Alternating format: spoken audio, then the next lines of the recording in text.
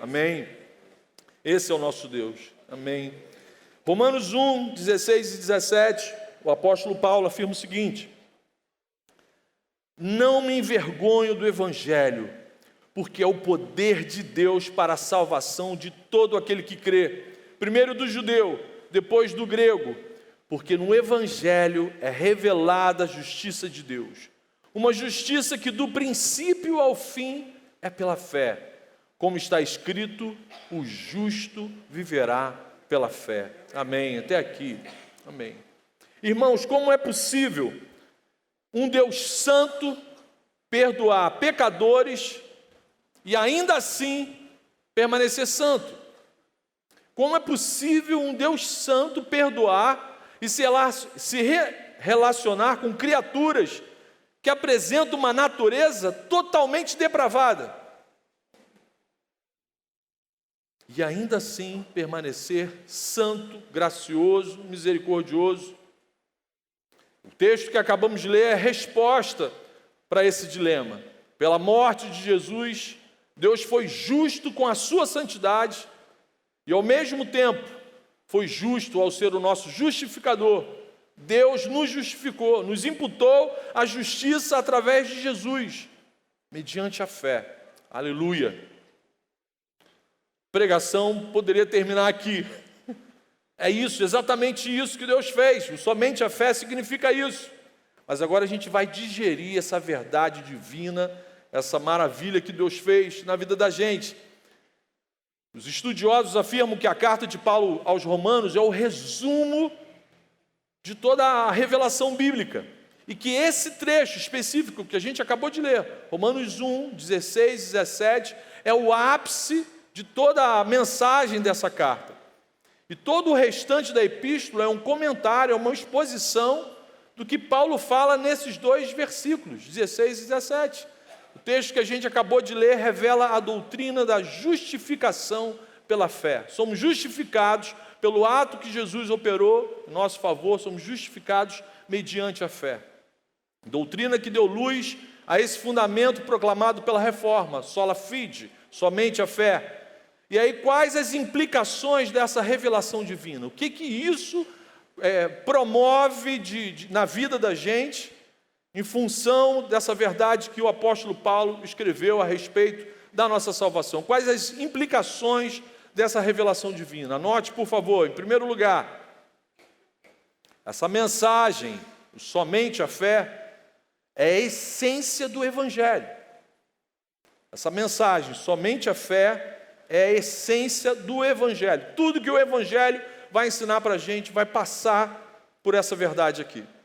Essa fé mencionada pelo apóstolo Paulo não é algo que acontece à parte do Evangelho. Essa fé vem pelo Evangelho. Então, essa fé que a gente está falando aqui não tem nada a ver com aquela fé do corinho do Gilberto Gil. Andar com fé eu vou porque a fé não costuma falhar. Não tem nada a ver com essa fé.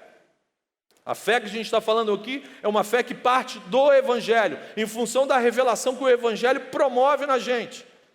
Essa fé vem pelo Evangelho. Essa revelação especial de Deus é o instrumento usado pelo Espírito Santo para suscitar a fé que nos leva até Jesus. Então, o Espírito Santo, somos revelados à palavra, a gente tem acesso, a gente é exposto à palavra de Deus, o Espírito Santo usa o Evangelho para suscitar no nosso coração a fé que nos leva até Jesus, que nos leva à salvação. E o Evangelho não é simplesmente um amontoado de palavras, não é um livro bonito que foi escrito. Observem como o apóstolo Paulo se refere ao Evangelho. No versículo 16 ele diz assim: não me envergonho do Evangelho. Por quê? Porque ele é o poder de Deus. Aleluia.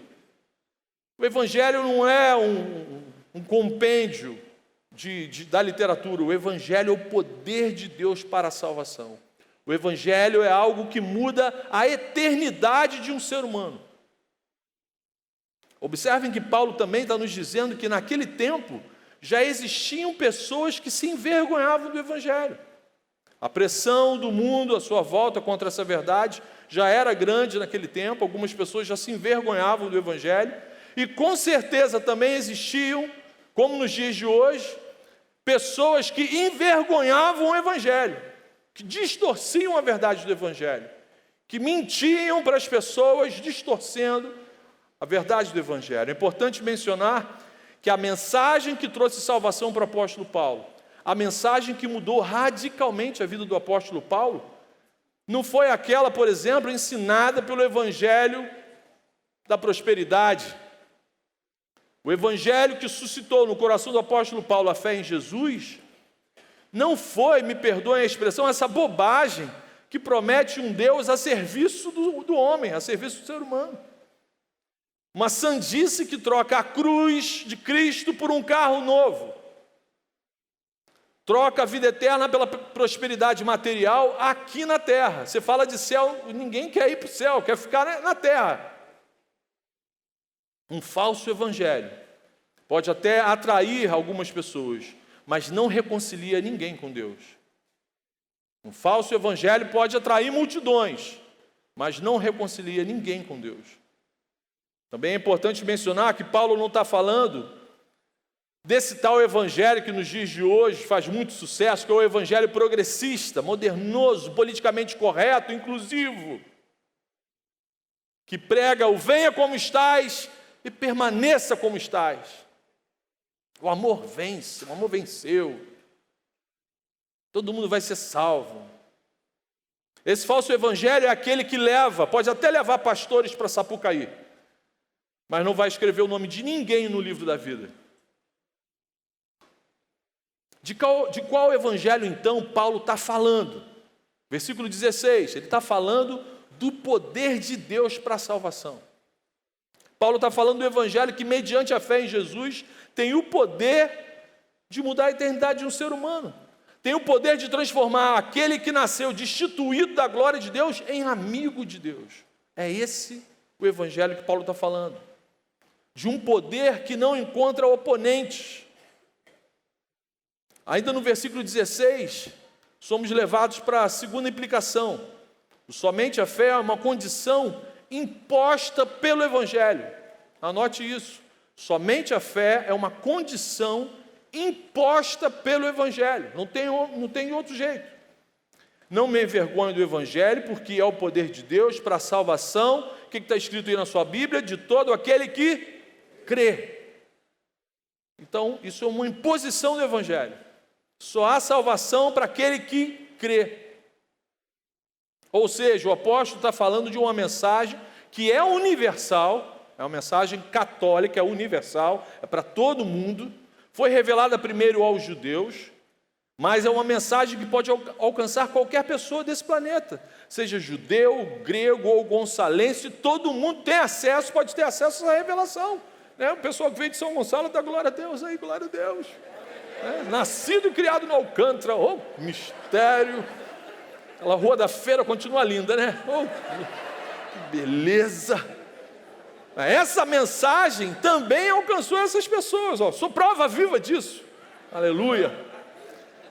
A salvação, glória a Deus. Eu senti poder fluindo nesse momento. A salvação é oferecida a qualquer ser humano, sem levar em conta a raça, a nacionalidade, a idade, o sexo, a condição social, o grau educacional ou a cultura. A mensagem do Evangelho é oferecida a todos nós. Não existe nenhum obstáculo proveniente da degradação que o pecado causou na gente. Guarde isso, meu irmão. Não importa o que você fez ou o que fizeram a você. O que importa é o que Jesus Cristo fez ao nosso favor. Aleluia, aleluia. Onde quer que exista fé em Jesus, ali também o poder de Deus se manifestará operante para salvar a vida das pessoas. Amém? Mas o próprio Deus determina uma condição. Esse evangelho é o poder de Deus para a salvação somente daquele que crê em Jesus. A justificação, a redenção, a reconciliação, o perdão dos nossos pecados, a vida eterna estão condicionados apenas aos que creem no Filho unigênito de Deus. Romanos 1,16 apresenta a mesma verdade exposta em João 3,16. Deus amou o mundo de tal maneira que deu o seu Filho unigênito para quê? Para que todo aquele que nele crê não pereça, mas tenha vida eterna. Só terá vida eterna aquele que crê em Jesus. Essa é uma imposição do Evangelho. Há, portanto, uma limitação imposta pelo próprio Deus. É um decreto divino. Não porque Deus não tenha poder para salvar todo mundo. O que Jesus realizou na cruz do Calvário tem poder para salvar todo mundo, todo o universo. Os que já nasceram, os que estão vivos, os que ainda vão nascer. Então não é porque Deus não tenha poder para salvar todo mundo, mas porque Deus decretou que só experimentarão a sua graça salvadora aqueles que, mediante a fé, tiverem um encontro real com Jesus. Amém? Só assim. Em João 3,18, anote depois essas passagens, Jesus reforça essa verdade. Jesus diz assim, em João 3,18, a gente ama ler, decorar, né, o João 3,16, mas João 3,18 é muito importante que você saiba também. E Jesus diz assim: quem crê no Filho de Deus não é condenado, mas quem não crê já está condenado por não crer no Filho unigênito de Deus. Então quem não crê não é que vai ser condenado, já está, já nasceu, como diz a palavra, destituído da glória de Deus, destituído da amizade, destituído de relacionamento, uma natureza inclinada completamente para uma direção contrária ao do seu Criador. Ou seja, o fundamento, somente a fé, é uma condição imposta pelo Evangelho. Guarde isso, guarde isso. E em terceiro lugar, a terceira implicação que esse fundamento gera para a gente é que a salvação não é baseada no esforço humano. A salvação não é baseada em boas ações, nos seus belos olhos, na sua reencarnação. Não. A salvação não é baseada no esforço humano. Versículo 17. Porque no Evangelho é revelada a justiça de quem? De Deus. Uma justiça que do princípio ao fim é pela fé. Como está escrito, o justo viverá pela fé. O Evangelho do nosso Senhor Jesus revela que foi Deus, e mais ninguém, quem exerceu plenamente a sua justiça. Exerceu sua justiça contra o nosso pecado, levando Jesus até o madeiro. Ao punir Jesus em nosso lugar, Deus estava exercendo justiça com relação à sua santidade. Deus, ao mesmo tempo, é justo e justificador, porque com a morte e ressurreição de Cristo, Jesus justifica a gente. Jesus aplica a sua justiça sobre a vida da gente. Ele nos justifica. A gente passa a ser visto por Deus como justo. Não porque somos justos ou bonzinhos, mas porque Deus vê Jesus no nosso lugar.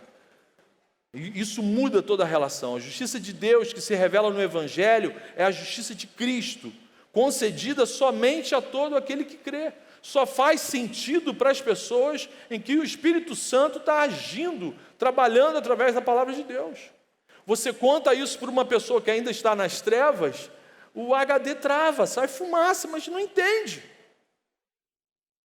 Essa justiça é uma dádiva de Deus, não é uma conquista humana. Por isso que o fundamento que nós estamos estudando hoje é um dos mais difíceis das pessoas entenderem, da nossa sociedade entender. Porque as pessoas estão condicionadas, como o Felipe falou na semana passada, a gente cresce num ambiente meritocrático. Tudo que você faz está valendo alguma coisa. Você tem que se esforçar, você tem que fazer isso para merecer aquilo. E aí o homem, quando o homem se depara com isso, que Deus já fez tudo, você não tem condição de fazer nada. O homem não é salvo por causa da fé, mas mediante a fé. Guarde isso, também é importante. Não é porque eu tenho fé e você não tem fé, não. Até essa fé foi suscitada pelo Espírito Santo, é um presente, é um dom, não faz parte da nossa natureza. E quem é esse justo mencionado aqui pelo apóstolo Paulo no versículo 17? O justo viverá pela fé. O justo é aquele que foi justificado pela fé em Jesus. O justo é todo aquele que, por causa de Jesus, Deus o declara justo. Deus é quem faz a obra, não nós. Essa verdade é a essência do Evangelho. Deus sempre operando. O que a gente acabou de cantar nessa poesia musicada. Deus sempre operando, Deus sempre agindo em nosso favor. A Bíblia é isso, Deus vindo à nossa direção, buscar aquele povo amado, povo que se perdeu. Essa é a essência do Evangelho. As pessoas são unicamente salvas pela graça por meio da fé, jamais pelo esforço humano. Guarde isso, meu irmão. Jamais pelo esforço humano. E nesse versículo tem mais um detalhe. Quando Paulo cita Abacuque, no final do versículo 17, o justo viverá pela fé, ele está nos mostrando que esse ensino, a salvação somente pela fé, não é uma novidade que surgiu no Novo Testamento. Isso está presente em toda a Bíblia, desde a antiga aliança. O ser humano sempre foi salvo por causa da ação de Deus mediante a fé. A única maneira de homens e mulheres serem salvos é mediante a fé. A justiça de Deus decidiu utilizar como instrumental para que a gente tivesse acesso ao plano da salvação, a fé. As pessoas tendem a querer justificar a sua salvação através do próprio esforço, com as suas obras, pelos seus méritos. Como se fosse possível o ser humano fazer algo para merecer alguma graça da parte de Deus. Aí alguns ainda se perguntam, volta e meia, conversando com alguém, algumas pessoas ficam em crise. Mas, Marcão, é isso mesmo, é só crer. Não tem que fazer mais nada para ser salvo. Eu não tenho que guardar o sábado. Eu não tenho que evitar algumas comidinhas. Se você não quiser comer, depois passa ali no meu gabinete, deixa aqui, eu vou agradecer e amém. As pessoas ficam nessa crise. Você não está esquecendo de nada não, Marcão. Eu não tenho que fazer obra, caridade, dar banho nos outros na rua, fazer para merecer que Deus olhe para mim com uma atenção especial. Por favor, abra sua Bíblia em Efésios, no capítulo 2, versículo 8 e 9, e preste atenção na palavra de Deus. Efésios 2, uma carta bem escrita pelo apóstolo Paulo, versículo 8 e 9, versículo que desde o início desse estudo nós temos mencionado ele aqui. Olha o que Paulo fala: pois vocês são salvos pela graça, por meio da fé, e isto não vem de vocês, é dom de Deus, não por obras, para que ninguém se glorie. Amém. Amém. Não por obras, para que ninguém se glorie, para que ninguém fale para o outro: eu consegui, você não conseguiu. Eu sou de primeira classe, você nem classe tem. Não é pelas obras. Deus não nos salva por causa de nossas boas obras, nem porque você guardou o sábado ou alguma outra lei cerimonial. Mas lembre-se de que uma vez salvo, aí sim, nossa vida tem que ser bênção para as outras pessoas, amém? Você foi alcançado pela graça, agora a sua vida tem que ser bênção para a vida de outras pessoas. Não somos salvos pelas obras, mas depois de salvos, temos que viver para realizar boas obras. Isso que vai chancelar que de fato fomos alcançados pela graça. Já comecei a falar sobre obra, já comecei a falar em coisas para fazer, e isso me lembra o quê? Aplicações práticas. Então vamos às aplicações. Quais seriam as aplicações relacionadas ao somente a fé? A primeira aplicação: creia só em Jesus. Creia só em Jesus, meu irmão. Diante de tudo que foi exposto, está sendo exposto ao longo desse mês, meu irmão, deposite fé somente em Jesus. A gente acabou de ver que não somos salvos pela força do nosso braço, muito menos por fingirmos que somos pessoas boazinhas. Creia de todo o seu coração no poder e na soberania de Deus sobre todas as coisas, amém? Deposite a sua fé, a sua energia, a sua força, os seus afetos só em Jesus. Essa é a resposta que cada um aqui deve dar para Deus hoje à noite. Em João, no capítulo 6, versículo 29, Jesus faz a seguinte declaração. João 6, 29. A obra de Deus é esta: crer naquele que Ele enviou. A obra de Deus é essa: crer naquele que Ele enviou. Você deseja fazer a obra de Deus? Creia em Jesus, somente em Jesus. E se você está aqui hoje à tarde e ainda não teve um encontro real com Jesus, meu querido, faça desse culto um marco na sua história com Deus, amém? Não saia daqui sem ter a certeza de que você foi reconciliado com Deus através de Jesus Cristo, mediante a fé. Reconheça que viver sem Jesus é uma injustiça. Por isso você carece de justiça. É uma transgressão contra o seu Criador. Quando um ser humano tenta viver, existir, sem se relacionar com Deus, ele está transgredindo, ele está sendo injusto contra o Criador que fez a gente para viver com Ele. Então tome a palavra do apóstolo Pedro hoje para a sua vida, que está em Atos, no capítulo 3, versículo 19. Arrependa-se e volte-se para Deus, para que os seus pecados sejam cancelados. Amém?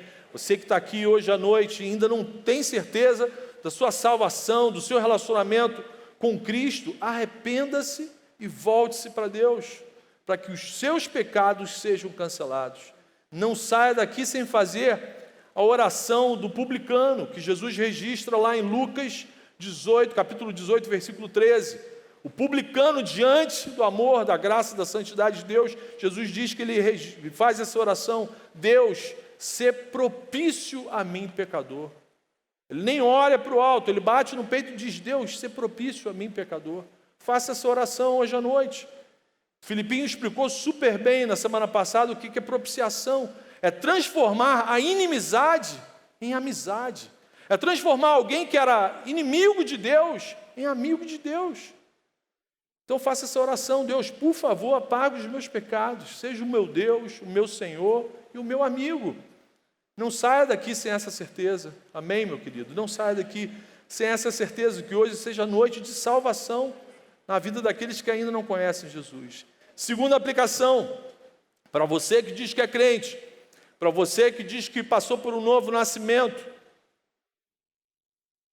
para você que é reconhecido, passou pelo batismo, é reconhecido publicamente como um discípulo de Cristo, segunda aplicação, tenha um testemunho coerente com a fé que você professa em Jesus, amém? Tenha um testemunho coerente com a fé que você professa em Jesus. O que significa afirmar que a gente crê em Jesus? Eu sou crente, eu creio em Jesus, até leio a Bíblia, né? Isso vai muito além de uma simples declaração. Isso vai muito além de uma simples profissão pública de fé. Crer é uma atitude que altera os valores do nosso coração. Crer é uma ação que muda a forma como a gente vê e vive. E que culmina numa mudança de comportamento. Crer em Jesus culmina numa mudança de comportamento. Quem crê em Jesus, obedece a Jesus. O que Jesus fala? Negue-se a si mesmo, tome a sua cruz e siga-me, obedeça-me. O contrário de crer não é ser descrente, não é ser ateu. O contrário de crer é ser desobediente. O contrário de crer é não se entregar completamente. Então nós somos justificados pela fé em Jesus e devemos viver de acordo com essa fé.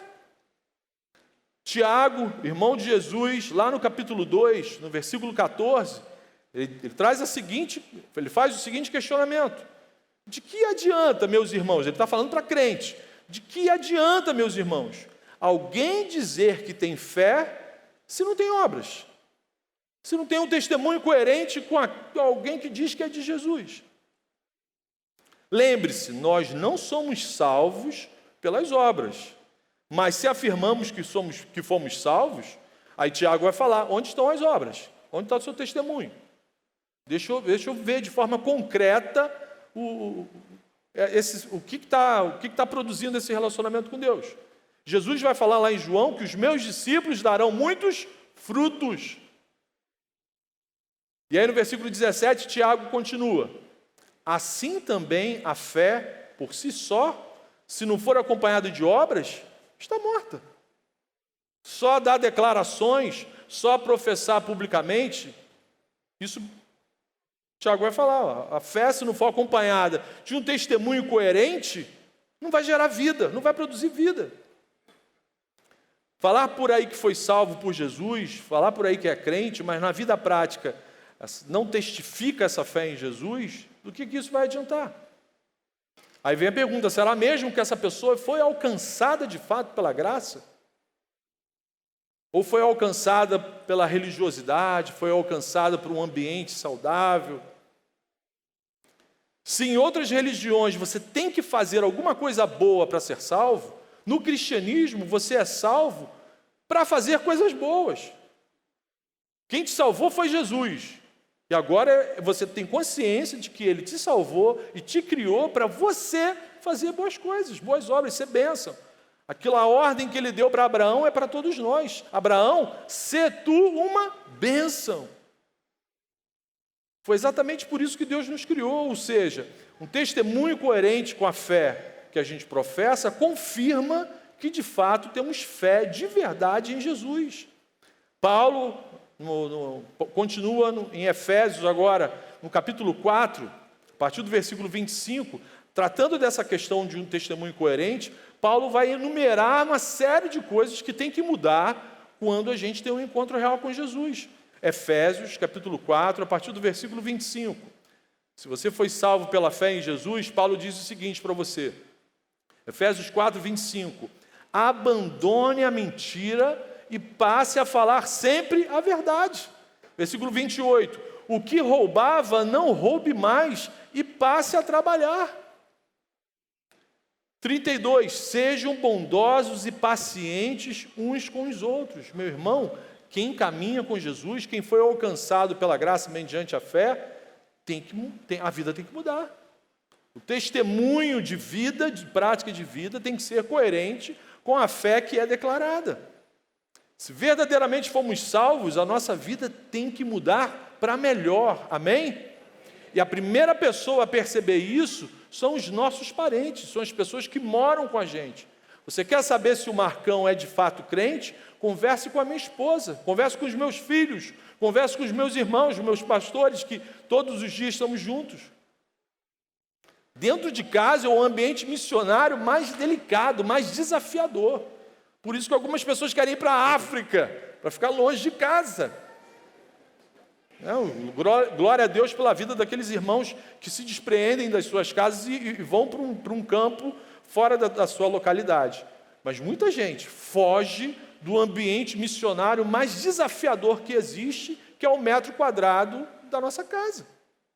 O nosso pai, a nossa mãe, sabe se de fato a gente teve um encontro real com a graça de Jesus. Eu pergunto sempre isso nos batismos dos nossos adolescentes, né? Eles sabem disso, eles convidam os pais para estarem presentes, né? A galera da célula falando aquela porção de coisa, mas fulano mudou, fulano era assim, agora está assim, e o pai e a mãe estão lá parados. Aí quando termina todo mundo de falar, meu pai, mãe, mudou mesmo? Já arruma o quarto? Você quer saber se o filho está cheio do Espírito Santo? Ele vai arrumar o quarto.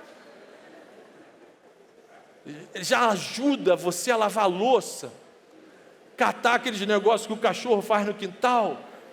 Aí se falar que faz, o pai começa a chorar, é mistério rolando. Aí esse foi alcançado pela graça. Se verdadeiramente a gente foi salvo, a nossa vida tem que mudar para melhor, meus irmãos. Nós que somos casados, o nosso cônjuge tem que ver na gente imagem e semelhança de Jesus. A forma da gente falar com o nosso cônjuge, a forma da gente responder o WhatsApp do nosso cônjuge, o cônjuge tem que ter certeza de que você teve um encontro real com Jesus. Amém? Esse é o segundo aspecto da nossa salvação, que é a nossa santificação. Quem de fato crê em Jesus vai buscar um testemunho de vida semelhante ao de Jesus. O pecado passa a ser um acidente e não uma prática deliberada. Vamos continuar pecadores até a volta de Cristo. Somos o quê? Obras inacabadas. O oleiro está trabalhando na vida da gente. O pecado passa a ser um acidente na vida do cristão, mas não uma prática deliberada. Lamentavelmente, tem muita gente por aí que quer ser salvo, mas não quer ser sal da terra nem luz do mundo. Quer as bênçãos da salvação, mas não quer o caminho estreito da santificação. Por isso que tem igreja progressista aí, ó, bombando. Vai até tocar aquele corinho, bumbum, batigum, durundum, contagiando, mas vai cantar o corinho, vai cair tudo torto depois. Vai atrapalhar lá o desfile lá. Isso é uma vergonha. O cara quer as bênçãos da salvação, mas não quer o caminho estreito da santificação. Por isso, glorifique a Deus com o seu testemunho, meu irmão. Torne o nome de Deus conhecido através das suas palavras e das suas ações. Tenha conhecimento bíblico profundo, pregue com sabedoria, pregue com capacidade, mas também dê um testemunho, que as pessoas glorifiquem a Deus por tua vida. Fale da sua fé para todo mundo, meu irmão. Fale da sua fé para todo mundo. Seja um proclamador dessa verdade, que mudou a sua eternidade. Fale sobre Jesus, fale sobre a sua fé. Fale sobre o que Jesus é para você, sobre o que Jesus é no universo e o que Ele fez por nós. Em Marcos, capítulo 16, versículo 15, Jesus ordena isso para a gente, é uma ordem do nosso Senhor. Ide por todo mundo e pregai o Evangelho. Amém? Tenha um testemunho coerente. Ide por todo mundo e pregai o Evangelho. E por fim, terceira aplicação. Irmãos, descanse em Jesus. Descanse em Jesus. A gente acabou de cantar um Deus que opera mesmo quando a gente não está vendo, um Deus que age mesmo quando a gente não está sentindo. Descanse no Senhor. Uma vez salvo por Jesus, salvo para sempre.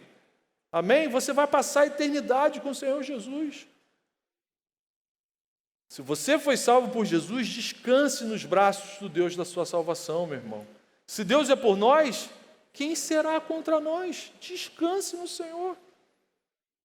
O somente a fé nos leva a descansar em Jesus. Olha o que o salmista escreveu. A minha alma, lá no Salmo 62, nos primeiros versículos. A minha alma descansa somente em Deus. Dele vem a minha salvação. Somente Ele é a rocha que me salva. Ele é a minha torre segura. Jamais serei abalado. Amém, amém. Depois, em outro salmo, Davi vai falar que mal o homem pode fazer a mim. Só tocar na minha carne, a minha eternidade com Deus está garantida. Então descanse no Senhor. Crer em Jesus não é só ter um mero conhecimento da história de Cristo. Crer em Jesus é principalmente descansar no amor de Deus. Amém, irmãos? Hoje, descansar no amor de Deus. Hoje e no porvir. Descansar no amor de Deus independente das circunstâncias. Crer em Jesus também é repousar a sua alma no seu Criador. Uma atitude de entrega total, de confiança plena. Quem crê, que está confiando. E se confia, descansa. Por isso, irmão, se você entrou hoje à noite aqui agitado, preocupado com alguma questão envolvendo a sua saúde, o seu relacionamento com o próximo, descanse no Senhor. Descanse no Senhor. O nosso trabalho é descansar no Senhor. Falando sobre a fé em Jesus, Paulo faz uma declaração linda, Romanos 8, versículo 38 e 39. Se você ainda está com a sua Bíblia aberta em Romanos, é a última passagem que a gente vai ler juntos, Romanos 8, versículo 38 e 39. Olha como Paulo, ainda comentando sobre Romanos 1, 16 e 17, olha como ele, a que conclusão ele chega. Romanos 8, 38. Pois estou convencido de que nem morte, nem vida, nem anjos, nem demônios, nem o presente, nem o futuro, nem quaisquer poderes, nem altura, nem profundidade, nem qualquer outra coisa na criação será capaz de nos separar do amor de Deus que está em Cristo Jesus, nosso Senhor. Aleluia, aleluia, aleluia, glória a Deus. Então, irmão, descansa a sua vida em Jesus. Descansa sua vida em Jesus, entrega a sua ansiedade para Jesus. Pedro vai falar isso, entrega a sua ansiedade para Deus, porque Ele tem cuidado de nós. Ele sabe daquilo que você precisa, Ele tem cuidado de nós. E para concluir, eu quero apenas relembrar que a salvação não é pelas obras, ela não é por merecimento humano, ela é graça divina, não é alcançada como se fosse um prêmio, mas é recebida como um presente. E o pastor Hernandes Dias Lopes resumiu muito bem, numa frase, de forma poética, a que conclusão chegamos diante desse fundamento da doutrina da justificação pela fé. A fé é o braço estendido de um mendigo para receber o presente de um rei. Aleluia. Feche seus olhos, vamos orar. Jesus, muito obrigado, Senhor, por tão precioso presente, Senhor. Obrigado pela salvação, Senhor. Obrigado pela restauração da nossa amizade com o Senhor, pelo perdão dos nossos pecados, Senhor. Senhor, que o nosso testemunho diante do mundo glorifique o Seu nome, Senhor. Abençoe as pessoas à nossa volta, Senhor. E se alguém aqui dentro desse auditório ainda não te conhece, Senhor, por favor, opera a salvação nessa noite, Senhor. E nos ajude, Senhor, na proclamação do Seu Evangelho, Pai, de divulgarmos essa boa notícia, Senhor, que tem mudado a nossa vida, a nossa história, Senhor. Por favor, ajuda a Tua igreja a ser uma proclamadora do Evangelho, Senhor. Que esse ano seja ano de multiplicação de células, Senhor. Que muitas vidas se convertam ao Senhor. Que sejamos usados, Senhor, através dos nossos amigos de oração, Senhor, para espalharmos a Tua mensagem para as outras pessoas, Pai. Por favor. E nesse momento que nos colocamos diante da Tua mesa, Senhor, por favor, prepara o nosso coração para participarmos da Sua ceia, Senhor. Prepara a vida da gente, ajuda, através do Teu Espírito, a gente rever a nossa vida, a nossa caminhada com o Senhor, uns com os outros. Por favor, perdoa os nossos pecados, ajuda a gente a perdoar todos que nos ofenderam, Senhor, e nos dê assento à Sua mesa, Pai. Por favor, nós pedimos isso em nome de Jesus. Amém. Amém. Queridos,